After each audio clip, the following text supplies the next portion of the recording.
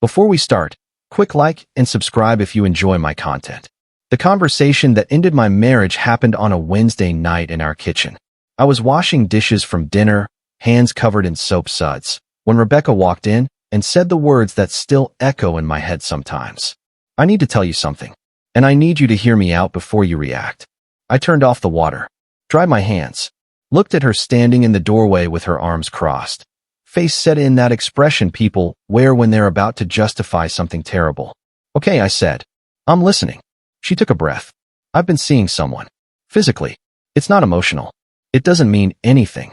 But I thought you should know because we promised to be honest with each other. The dish towel in my hands suddenly felt like it weighed 50 pounds. You've been sleeping with someone else, I said slowly, making sure I heard it right. Yes. But it's not what you think. What is it then? It's just physical. We both have needs that aren't being met at home. We agreed it would stay casual. No feelings. No complications. I stared at her. My wife of 9 years. The woman I'd built a life with. Standing in our kitchen telling me she'd been cheating like she was reporting the weather. How long? I asked. 3 months. 3 months. A full quarter of a year. While I'd been working 60-hour weeks to keep our construction business afloat. While I'd been coming home exhausted and assuming she was doing the same. Who is he? Does it matter? Yeah, Rebecca. It matters. She hesitated. His name is Troy. I met him at the gym. Troy. The gym. Of course. And you're telling me this because? Because I don't want there to be secrets between us. We're supposed to be partners. I thought we could handle this like adults. I folded the dish towel and set it on the counter. Carefully. Because if I didn't focus on something small and controllable, I was going to lose it. Let me make sure I understand, I said. You've been having sex with someone else for 3 months. And you're telling me now because you want to be honest. Yes. Not because you feel guilty. Not because you want to stop. But because you want to be honest about continuing. She shifted her weight. I want us to have a conversation about what we both need. A conversation, I repeated. Yes. About opening things up. Being more modern. Lots of couples do this now. Do what? Cheat. It's not cheating if we agree to it, she said quickly. It's just acknowledging that monogamy doesn't work for everyone. We can still love each other and have other experiences. I felt something cold settle in my chest. Not anger yet. Something worse. Clarity. You already decided this works for you, I said. You didn't ask. You just did it. And now you're asking for permission retroactively. I'm asking us to evolve. No, I said. You're asking me to accept disrespect and call it evolution. Her face hardened. I knew you'd be closed-minded about this. Closed-minded, I said. Right. Because not wanting my wife to sleep with other men makes me a prude. It makes you traditional. And traditional doesn't work for me anymore. I looked at her. Really looked at her. The woman I'd married at 26. Who'd cried at our wedding. Who'd promised to forsake all others. Who was now standing in our kitchen telling me those promises were negotiable. What do you want from me? I asked. I want you to understand that this doesn't change how I feel about you. Troy is just physical. You're my husband. That's different. It's not different, I said. It's disrespectful. And I'm not doing this. Doing what? Pretending this is okay. Pretending we can just have a conversation and suddenly I'm fine with you fucking someone else. She flinched at the language. You're being crude. I'm being honest. You want honesty? Here it is. I don't share. I never have. You knew that when you married me. If you wanted an open marriage, you should have said so before we stood in front of 200 people and made vows. People change, she said. Needs change. I can't help that I've grown past monogamy. You haven't grown past it, I corrected. You just decided it doesn't apply to you. And instead of talking to me, instead of going to counseling, instead of doing literally anything to save our marriage, you found some guy at the gym and started cheating. Then you came home and told me it doesn't count because you don't have feelings for him. It doesn't count, she insisted. Not the way you think. It's just sex. It's betrayal, I said. With or without feelings. You lied to me for 3 months. You put our marriage at risk. You exposed me to who knows what diseases. And you did it because you wanted to. That's not growth. That's selfishness. Her eyes flashed. So what? You're going to leave me over this? Throw away 9 years because I was honest about my needs. You weren't honest about your needs, I said. You were honest about your choices. There's a difference. And yeah, I'm going to leave. Because I deserve better than a wife who thinks cheating is fine as long as she doesn't catch feelings. You're overreacting. I'm reacting appropriately, I said. You cheated. I'm leaving. That's how this works. She stared at me, and I could see her recalculating, realizing this wasn't going the way she'd planned. Carter, wait. Let's talk about this. Don't make a decision when you're emotional. I'm not emotional, I said. I'm done. I walked past her, grabbed my keys from the hook by the door, and left. I drove to my brother's place. Showed up at 9:30 with no warning. He opened the door, took one look at my face, and stepped aside. What happened? He asked. Rebecca's been cheating. She told me tonight. Said it doesn't count because there's no feelings involved. My brother, Kyle, ran a hand through his hair. Jesus. Are you okay? No. But I will be. He grabbed 2 beers from the fridge, handed me one, and we sat on his back porch in silence for a while. Finally, he asked, what are you going to do? Divorce. As fast as possible. You sure? No counseling. No trying to work it out. She's been sleeping with someone else for 3 months, Kyle. She didn't tell me to stop. She told me to accept it. What's there to work out? He nodded slowly. Fair point. You need a lawyer? Yeah. You still have that guy's number? From when you did your business contracts. Mitchell? Yeah. He does family law too. I'll text you his info. I stayed at Kyle's that night. Slept on his couch. Barely slept at all, really. Just stared at the ceiling and tried to process the fact that my marriage had imploded in the time it took to wash 3 plates and a casserole dish. The next morning, I called Mitchell Raines. His assistant scheduled me for that afternoon. Mitchell was in his 50s, gray hair, sharp eyes. He listened to my story without interrupting, then sat back in his chair. Let me ask you something, he said. Do you have proof of the affair? She admitted it to me. Did you record the conversation? No. Text messages? Emails? Photos? I don't know. I didn't look. You should look, he said. If she denies it later, your word against hers won't hold up in court, especially if she wants to fight the divorce. Why would she deny it? She's the one who told me. Because people get defensive when consequences show up, Mitchell said. She told you expecting understanding. When she realizes you're serious about leaving, she might change her tune. Claim you misunderstood. Claim she was joking. Whatever it takes to avoid being the bad guy in the divorce. I hadn't thought of that. But he was right. Rebecca had a way of rewriting history when it suited her. So what do? Go home. Have another conversation with her. Record it. Get her to admit the affair on tape. Then we file. Is that legal? Recording her without telling her. In this state, yes. One-party consent. As long as you're part of the conversation, you can record it. I nodded. Okay. I'll do it tonight. And Carter? Don't engage emotionally. Stay calm. Ask questions. Let her talk. The more she says, the better. I went back to Kyle's, grabbed my phone, and tested the voice recorder app. It worked fine. I felt slightly sick about the whole thing, about recording my own wife like she was a criminal, but Mitchell was right. I needed proof.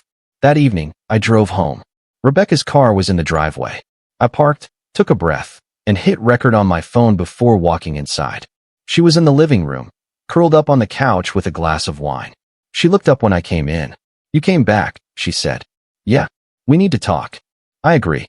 I've been thinking about last night. I could have handled that better. Okay, I said, sitting across from her. Phone in my pocket, recording. How would you handle it now? I'd explain it more clearly. I don't want to lose you, Carter. But I also don't want to lie about who I am anymore. And who are you? Someone who needs more than one person can give. That doesn't make me a bad person. It makes me honest. You've been sleeping with Troy for 3 months, I said, keeping my voice even. Is that still going on? Yes. But I'm willing to slow it down if you need time to adjust. Adjust to what? To the idea of an open relationship. I don't want an open relationship, I said. I want a faithful wife. Can you give me that? She was quiet for a moment.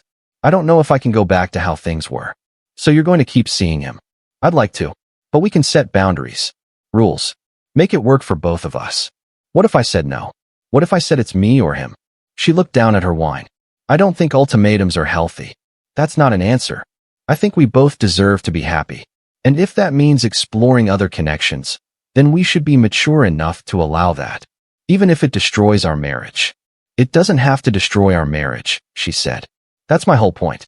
We can redefine what marriage means for us. I stood up. I don't want to redefine it. I want a divorce. Her face fell. You're serious. I'm serious. I'll sleep in the guest room tonight. Tomorrow I'm calling a lawyer. You should do the same. Carter, wait. Don't do this. We can work it out. There's nothing to work out, I said. You want to sleep with other people. I don't want to be married to someone who does. That's not a compromise situation. I walked upstairs, went to the guest room, and locked the door. Then I stopped the recording and played it back. Clear as day. Her admitting the affair. Admitting it was ongoing. Refusing to end it. I sent the file to my email and to Mitchell. The next morning, Mitchell called. Got the recording, he said. This is good. Clean admission. No ambiguity. We can file today if you want. Do it. All right. I'll need you to come sign some documents. Can you make it here by noon? I'll be there. I signed the papers. Mitchell said Rebecca would be served within 48 hours. I asked him about the house, the business, the assets. You started the construction business before marriage, correct? Yeah. 5 years before. Then it's separate property. She can claim a share of any increase in value during the marriage, but the business itself stays yours. The house was purchased during marriage, so that's joint. We'll push for a buyout or sale. What do you want? I want her out of my life as fast as possible. Then we offer her a settlement. Fair split on the house. No alimony since the affair voids any claim she'd have to support. Clean break. Do it. Rebecca was served at her office on Friday. I know because she called me 17 times in the span of an hour. I didn't answer. She switched to texts. You really filed for divorce? Without talking to me? This is insane. We can fix this. Call me. Please. You're making a huge mistake. I didn't respond. Mitchell had advised me not to engage directly. Everything went through lawyers now. That weekend, I moved out. Packed my clothes, my tools, some furniture I'd had before marriage. Kyle helped me load everything into a truck. We drove it to a storage unit while I figured out my next move. You doing okay? Kyle asked as we locked up the unit. Honestly, yeah, I feel lighter. That's good. Means you made the right call. I know I did. She wanted me to accept disrespect and call it progress. I'm not doing that. Good man, he said, clapping my shoulder. You'll land on your feet. I rented a small apartment near the business. 1 bedroom, nothing fancy. But it was mine. No lies. No cheating. Just space to breathe. Rebecca tried calling a few more times over the next week. When I didn't answer, she showed up at the business. I was in the yard reviewing a lumber shipment when she pulled up. My foreman, Dave, saw her first. Boss, you want me to handle this? No, I've got it. Rebecca got out of her car looking tired. Dark circles under her eyes. Hair pulled back. Not the put-together version of herself she usually projected. Carter, we need to talk. We don't. That's what lawyers are for. I'm not talking to your lawyer. I'm talking to you. My husband. Ex-husband. I corrected. The papers are filed. We're done. We're not done until I say we're done. I almost laughed. That's not how this works. You cheated. I filed. It's over. It's not over. You're being stubborn and prideful, and you're throwing away 9 years over a misunderstanding. A misunderstanding, I repeated. You slept with someone else for 3 months. Which part did I misunderstand? The part where I told you it meant nothing. The part where I tried to be honest with you about my needs. You were honest about your actions, I said. Not your needs. If you'd come to me before sleeping with Troy, if you'd said, I'm unhappy, I want to try counseling or explore other options, we could have talked. But you didn't. You just went ahead and cheated. Then you told me after the fact and expected me to be okay with it. I expected you to understand that people evolve. People evolve, I agreed. Marriages end when people evolve in opposite directions. That's what's happening here. She crossed her arms. So you're really going to do this? Leave me. Destroy everything we built. I'm not destroying anything, I said. You already did that. I'm just accepting reality and moving on. With who? She asked suddenly. Are you seeing someone? No. Then why the rush to divorce? Because I don't want to be married to someone who doesn't respect me. She stared at me, and I saw something shift in her expression. Realization maybe. That I wasn't bluffing. That I was serious. I made a mistake, she said quietly. I can fix it. You made a choice, I corrected. Over and over for 3 months. And the only reason you told me is because you wanted permission to keep doing it. That's not a mistake. That's a pattern. So that's it. You're just done. I'm just done. She stood there for another moment, then turned and walked back to her car. I watched her drive away and felt nothing but relief. The divorce took 6 months. Rebecca tried to fight me on the business, claiming she'd contributed to its growth.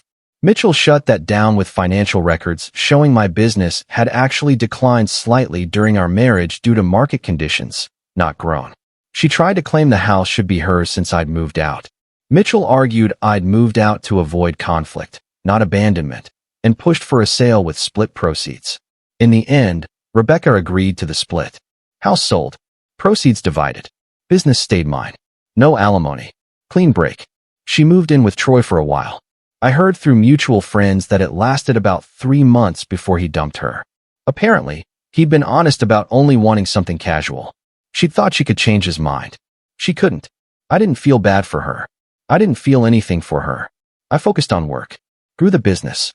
Hired 2 more guys. Landed a few big contracts. Bought a small house closer to the yard. About a year after the divorce finalized, I met someone new. Her name was Jennifer. She was an architect I worked with on a commercial renovation. Sharp, funny, direct. We grabbed coffee after a site meeting and ended up talking for 3 hours. So, she said during our 3rd date, I have to ask, why did your marriage end? I could have softened it, made it vague, but I didn't. My ex-wife cheated. Told me it didn't count because she didn't have feelings for the guy. Wanted me to accept an open marriage after the fact. I said no and filed for divorce. Jennifer nodded slowly. That takes guts. A lot of guys would have tried to make it work. There was nothing to make work, I said. She wanted something I wasn't willing to give. Respect for my boundaries.